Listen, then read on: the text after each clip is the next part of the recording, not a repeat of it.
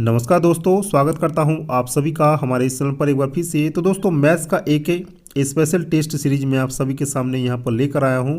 चाहे दोस्तों आप लोग तैयारी कर रहे हैं सीटेट का, चाहे आप लोग तैयारी कर रहे हैं दोस्तों यूपी टेट का, चाहे तैयारी कर रहे हैं दोस्तों जेटेट का, ठीक है, चाहे आप लोग तैयारी कर रहे हैं दोस्तों यूपी टेट का, यानी ये सभी टीचिंग एग्जाम के लिए दोस्तों ये वाला सेट जो है सभी को बनाना अनिवार्य है, क्योंकि यहाँ से आप लोग को 2 या 3 क्वेश्चन दोस्तों 100% देखने मिल जाएगा।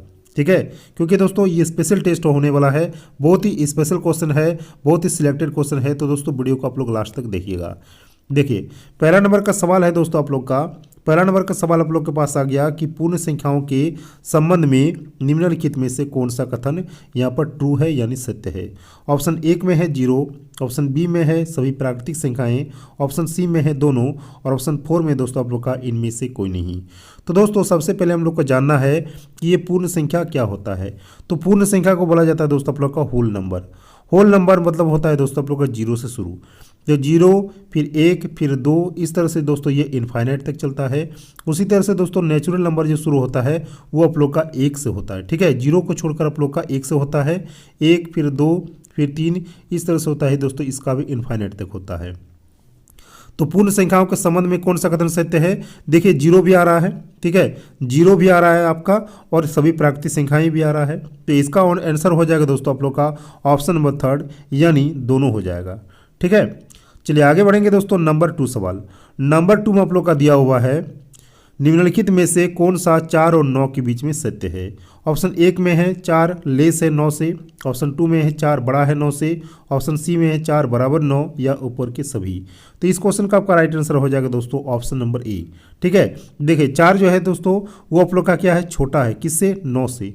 ये तो आपका होगा नहीं ऑप्शन नंबर 2, ये भी आपका नहीं होगा। ठीक है, तो ऑप्शन नंबर 1 ही यहाँ पर इसका राइट आंसर हो जाएगा।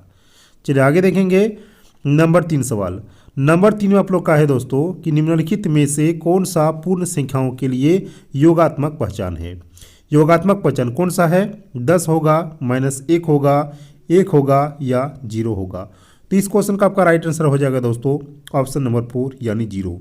देखिए कोई भी संख्या को आप ले लीजिए दोस्तों, मान लीजिए यहाँ पर 10 ले लेते हैं, तो 10 को अगर 0 के साथ हम लोग जोड़ करेंगे तो कितना होगा, 10 ही होगा। अब 10 के बदले यहाँ पर 1000 भी ले सकते हैं, कोई भी संख्या आप लोग लिख सकते हैं। अगर 0 के साथ दोस्तों हम लोग को जोड़ कर रहे हैं तो कितना आ रहा है, उतना ही आ रहा है। तो यानी क्या है, 0 1 आपका योगात्मक चिन्ह है, यानी 0 को किसी भी संख्या के साथ जोड़ने पर वही संख्या दोस्तों बार में क्या हो रहा है, रिपीट हो रहा है। ठीक है, यानी कोई भी परिवर्तन नहीं हो रहा है। तो इसको दोस्तों क्या बोला जाता है, आपका योगात्मक चिन्ह 0 को कहा जाता है। चलिए नंबर 4 सवाल, नंबर 4 में आप लोग का दिया हुआ है कि निम्नलिखित में से किसके लिए पूर्ण संख्याओं के लिए क्रम परिवर्तन ए बी बराबर बी ए सत्य है। ठीक है, ए बी बराबर बी ए, इसको आप लोग अच्छे से देख लीजिए। ए बी बराबर बी ए, ए के जगह पर मान लेते हैं 2 ले लेते हैं, ठीक है, और बी के जगह पर मान लेते हैं 3 ले लेते हैं। ठीक है, और यहाँ पर 3 गुना 2, यानी ए गुना बी बराबर में बी गुना ए, तो बराबर 2 गुना 3 बराबर में 3 गुना 2। ठीक है, तो ये कितना हो गया, ये हो गया 6, या यहाँ भी हो गया 6। देखिए कोई भी परिवर्तन हुआ, कोई भी परिवर्तन नहीं हुआ।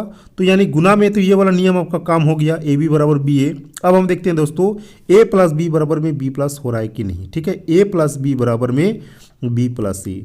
उसी तरह से हम लोग ले लेंगे, यहाँ पर 2 ले लेंगे, इसका हम लोग 3 ले लेंगे, इसका भी हम लोग 3 ले लेंगे दोस्तों, यहाँ पर हम लोग 2 ले लेंगे, तो बराबर में क्या आ रहा है, 5 बराबर में 5।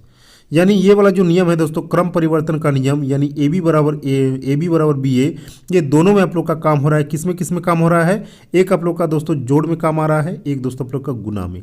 ठीक है, तो कौन सा आंसर हो जाएगा दोस्तों, ऑप्शन नंबर 1 ही यहाँ पर सही हो जाएगा, यानी जोड़ और गुना दोनों के लिए ये क्रम परिवर्तन जो है ए बी बराबर बी ए, ये आप लोग का ट्रू है, यानी जिसको कह सकते हैं सत्य है। चलिए आगे बढ़ेंगे। नंबर 5 सवाल, नंबर 5 में आप लोग का दिया हुआ दोस्तों कि निम्नलिखित विकल्पों में से सबसे छोटी संख्या को चुनना है। आपका ऑप्शन यहाँ पर दिया हुआ है 1 + 2, ऑप्शन 2 में है 1 - 2, ऑप्शन सी में है दोस्तों आप लोग का 0 + 2, और ऑप्शन 4 में है 0 - 2। सबसे छोटी संख्या को हमको यहाँ पर चुनना है। यहाँ पर देख सकते हैं 1 + 2 ये कितना हो रहा है, 3 हो रहा है। उसी तरह से 1 - 2 कितना हो रहा है, -1 हो रहा है। उसके बाद दोस्तों आप लोग का 0 + 2 ये आप लोग का प्लस में 2 हो रहा है, और एक आप लोग का लास्ट ऑप्शन में बचा है 0 - 2 ये आप लोग का -2 हो रहा है। अब बताना है हमको इसमें कि सबसे छोटी संख्या कौन हो जाएगा। तो सबसे छोटी संख्या आप लोग का हो जाएगा दोस्तों ऑप्शन नंबर 4, 0 - 2। देखिए क्योंकि इसका जो वैल्यू आ रहा है वो -2 में आ रहा है, यानी जो आप लोग का है दोस्तों 3 - 1 और 2 से भी ये दोस्तों क्या है आप लोग का छोटा है -2। तो कौन सा ऑप्शन हो जाएगा, ऑप्शन नंबर 4। ठीक है, चलिए आगे भी देखेंगे। नंबर 6 में आप लोग का है कि पूर्ण संख्याएं जो है 11 और 14, इसके बीच में कौन कौन सी संख्या है ये हमको बताना है। ठीक है, देखिए 11 और 14 के बीच में कितना आसान सा सवाल पूछा है। देखिए 11 के बाद क्या आता है, 12 आता है, 12 के बाद आप लोग का 13 आता है, और 13 के बाद दोस्तों आप लोग का 14 आता है। तो हमको बताना है कि 11 और 14 के बीच में कौन कौन सी संख्याएँ हैं जो पूर्ण संख्याएँ हैं। तो आप लोग का एक हो गया 12, एक हो गया 13, तो कौन सा ऑप्शन हो जाएगा, ऑप्शन नंबर 3। यानी आप लोग का कौन सा हो जाएगा, 12 भी है और 13 भी है। तो ऑप्शन नंबर 3 यानी 1 और 2 दोनों इसका आंसर हो जाएगा। आगे देखेंगे नंबर 7 सवाल, निम्नलिखित में से कौन शून्य का प्रतिनिधित्व करता है। यानी इन सभी को हल करने पर किसमें शून्य मेरा आ रहा है। ठीक है, देखिए 1 + 0 ये कितना आ रहा है, 1 आ रहा है। 1 - 0 ये कितना आ रहा है, ये भी 1 आ रहा है। 2 - 2, ठीक है, देखिए 2 - 2 ये दोनों को अगर काट देंगे दोस्तों तो ये कितना आ रहा है आपका, 0 आ रहा है। ठीक है, और उसके बाद आप लोग का लास्ट ऑप्शन बचा है 2 + 2, ये आप लोग का कितना आ रहा है, 4 आ रहा है। तो किस में 0 हो रहा है दोस्तों, ऑप्शन नंबर 3 में 0 हो रहा है। ठीक है, यानी 2 - 2 शून्य का प्रतिनिधित्व करता है। तो ऑप्शन नंबर 3 इस क्वेश्चन का आपका राइट आंसर यहाँ पर हो जाएगा। ठीक है, चलिए आगे देखेंगे नंबर 8 सवाल। नंबर 8 में आप लोग का दिया हुआ है कि यदि दो पूर्ण संख्याओं का गुणनफल 0 है, ठीक है, तो निम्नलिखित में से कौन सा कथन सत्य है। उनमें से एक शून्य होगा, दोनों शून्य होंगे, या तो 1 या तो 2, या इनमें से कोई भी नहीं। ठीक है, देखिए कोई भी दो पूर्ण संख्या ले लेते हैं। मान लेते हैं एक आप लोग का 10 ले लिए पूर्ण संख्या, और एक दोस्तों हम लोग कितना ले लिए, 0 ले लिए। ठीक है, क्योंकि 0 भी एक आप लोग का पूर्ण संख्या होता है। 0 जो आप लोग का है वो होता है दोस्तों वो पूर्ण संख्या से शुरू होता है। तो 10 को अगर 0 के साथ गुना करेंगे तो हमको बदले में कितना मिल रहा है, 0 मिल रहा है। ठीक है, एक तो हमको 0 मिल गया। अब अगर 10 को हम लोग 10 से गुना करेंगे, मान लीजिए 10 से गुना करेंगे तो कितना हो रहा है, 100 हो रहा है। यहाँ पर आप लोग का ऑप्शन में दिया हुआ है कि उनमें से एक शून्य होगा, सही बात है, एक शून्य हो रहा है ना। दोनों शून्य होंगे तो दोनों शून्य हो रहा है ना।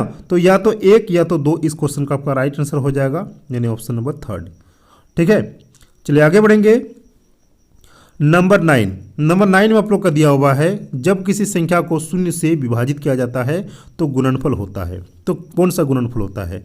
मान लीजिए कोई एक संख्या 2 है, इसको हम लोग 0 से अगर डिवाइड करेंगे तो ये कितना आ रहा है। ठीक है, अगर कोई संख्या मान लीजिए 3 है, इसको अगर 0 से डिवाइड करेंगे तो ये कितना होगा। ठीक है, तो ऐसे टाइप का सवाल का दोस्तों इसका आंसर जो होगा इसमें होता है आप लोग का परिभाषित नहीं होता है ना। परिभाषित नहीं होता है कब, जब संख्या को, यानी कोई भी संख्या को जब 0 के साथ हम लोग विभाजित करते हैं यानी भागा देते हैं तो ये आप लोग का परिभाषित नहीं होता है, यानी डिफाइंड नहीं होता है।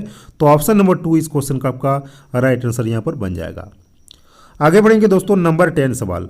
नंबर 10 में आप लोग का दिया हुआ है कि निम्नलिखित में से कौन सा, ठीक है, कौन सा 4, यहाँ पर कर नहीं है दोस्तों, ये 4 बिंदुओं का उपयोग करके नहीं बनाया जा सकता है। आयत बनाया जा सकता है, त्रिभुज, वर्ग या चतुर्भुज। ठीक है, किसका प्रयोग हम लोग नहीं कर सकते हैं दोस्तों, 4 बिंदुओं का उपयोग अगर नहीं होगा तो कौन सा हम लोग आकृति जो है नहीं बना पाएंगे। तो इसका आंसर हो जाएगा दोस्तों आप लोग का ऑप्शन नंबर 2। ठीक है, क्योंकि त्रिभुज बनाने के लिए दोस्तों 3 हमको क्या चाहिए, 3 बिंदु चाहिए। ठीक है, 3 बिंदु चाहिए, कोई भी एक 3 बिंदु ले लीजिए। देखिए यहाँ पर त्रिभुज बन गया, लेकिन 4 बिंदु का प्रयोग करके या तो आप लोग आयत बना सकते हैं, या तो वर्ग बना सकते हैं, या तो चतुर्भुज बना सकते हैं, लेकिन दोस्तों आप लोग का त्रिभुज नहीं बना सकते हैं। तो इसका आंसर हो गया ऑप्शन नंबर 2। आगे बढ़ेंगे नंबर 11। जब किसी संख्या को 0 से गुना किया जाता है तो उसका गुणनफल होगा। ठीक है, मान लीजिए कोई भी एक संख्या है, मान लीजिए 2 है, ठीक है, इसको अगर 0 के साथ गुना करेंगे कितना होगा, 0 ही होगा, है ना। कोई भी और एक संख्या मान लेते हैं, मान लेते हैं कि 100 है, 100 को अगर 0 के साथ गुना करेंगे कितना होगा, 0 ही होगा। तो जब किसी संख्या को 0 से गुना किया जाता है तो उसका गुणनफल क्या होता है, हमेशा 0 ही होता है। ऑप्शन नंबर कौन सा हो जाएगा, ऑप्शन नंबर ए इस क्वेश्चन का राइट आंसर यहाँ पर बन जाएगा। आगे बढ़ेंगे नंबर 12। नंबर 12 में आप लोग का दिया हुआ है कि निम्नलिखित में से कौन सा युग्म जो है वो सह अभाज्य है। 2, 11, 5, 6, 7, 8 और ऊपर के सभी। देखिए सह अभाज्य युग्म का मतलब यही होता है दोस्तों, जिसमें दो कोई भी जो दो संख्या है वो दोनों के दोनों संख्या दोस्तों किसी से भी आप लोग का टेबल में नहीं जाएगा। यहाँ पर जो पहला ऑप्शन आप लोग का दिया हुआ है 2 और 11, ठीक है। उसके बाद दिया है दोस्तों आप लोग का 5 और 6, उसके बाद दिया है आप लोग का 7 और 8। देखिए सभी में दोस्तों आप लोग क्या देख रहे हैं, कोई भी एक संख्या जो है किसी से कट रहा है, लेकिन दोनों संख्या आप लोग का एक संख्या से नहीं कट रहा है। ये अगर 2 से कट रहा है तो ये आप लोग का 11 जो है वो 2 से नहीं कट रहा है ना। ये अगर दोस्तों 3 से कट रहा है या तो 2 से कट रहा है, लेकिन आप लोग का 5 नहीं कट रहा है किसी से भी, है ना। 8 अगर 2 से कट रहा है, 4 से कट रहा है, तो 7 आप लोग का नहीं कट रहा है। तो सह अभाज्य युग्म हम लोग उसे कहते हैं जिसमें कोई एक संख्या कटता है और कोई एक संख्या दोस्तों नहीं कटता है। तो इसमें आंसर हो जाएगा दोस्तों आप लोग का ऊपर के सभी, यानी ऊपर के सभी 2, 11, 5, 6 और 7, 8 ये सभी क्या है, सह अभाज्य युग्म है। नंबर 13 में आप लोग का दिया हुआ है 2√2 प्लस में 5√3 और √2 माइनस 3√3 का योग हमको बताना है।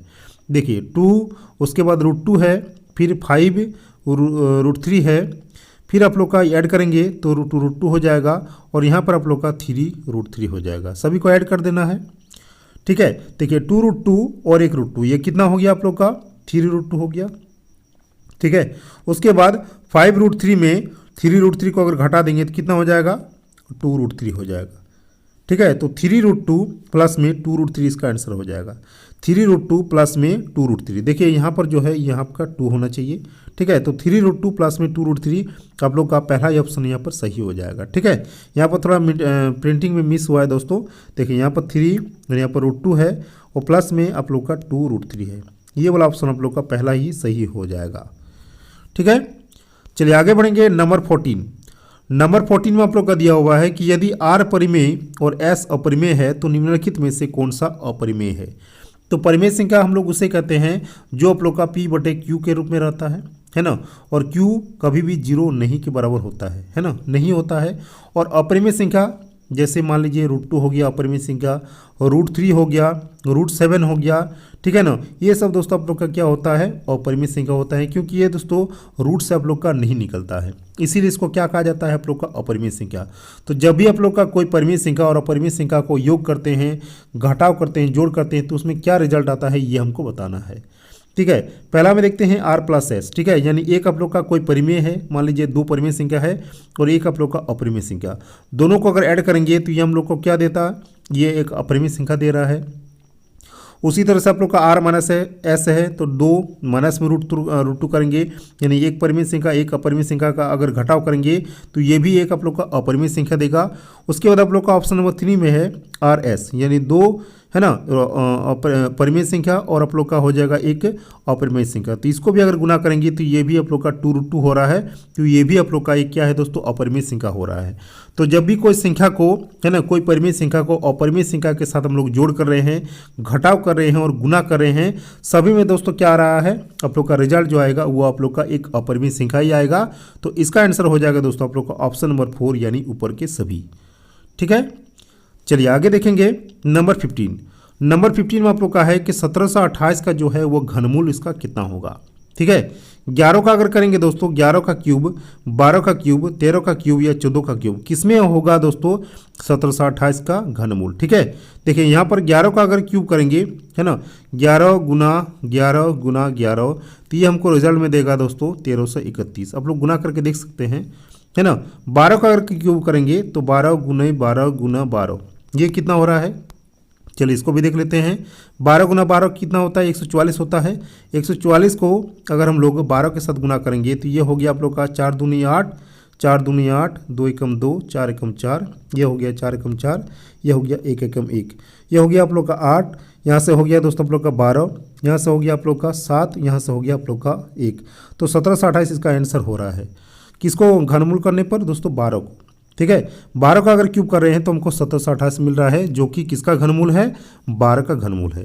तो यहाँ दोस्तों आप लोग का जो क्वेश्चन का सिलसिला है वहाँ पर ख़त्म हो रहा है, यानी टोटल आप लोग जो आप लोग का क्वेश्चन मिला वो दोस्तों आप लोग का 15 क्वेश्चन मिला, और 15 क्वेश्चन में दोस्तों आप लोग का कितना राइट हुआ कितना रॉन्ग हुआ ये दोस्तों आप लोग नीचे कमेंट बॉक्स में बताइएगा, ठीक है। तो मिलते हैं दोस्तों नेक्स्ट वीडियो में किसी और टॉपिक के साथ, तब तक के लिए जय हिंद, वंदे मातरम।